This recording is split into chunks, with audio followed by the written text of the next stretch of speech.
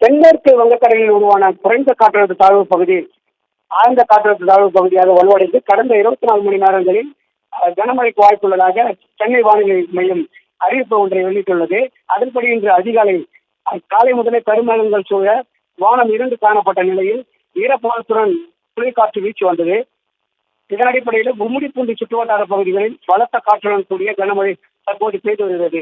காலை 10 மணி அளவில் தொடங்கிய இந்த கனமழையானது தொடர்ந்து பெய்து வரும் நிலையில் கடந்த சில தினங்களுக்கு முன்பு பெஞ்சால் புயல் காரணமாக பெய்த கனமழையால் கும்மிடிப்பூண்டி சுற்றுவட்டார பகுதிகளில் மட்டுமே சுமார் 5000 ஏக்கர் பரப்பளவு கொண்ட பாபட்லா வகைப்பாடு கொண்ட நெல் பயிர் மூழ்கி தற்போது மீண்டும் பயிர்கள் மீண்டு வரும் நிலையில இந்த மழையானது தொடர்ந்து தற்போது பெய்து வருகிறது.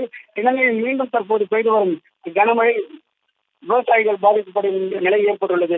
குறிப்பாக மழை தொடரும் பட்சத்தில் ஆயிரக்கணக்கான விவசாயிகள் இந்த மழையால பாதிக்கப்படும் நிலை ஏற்பட்டுள்ளது.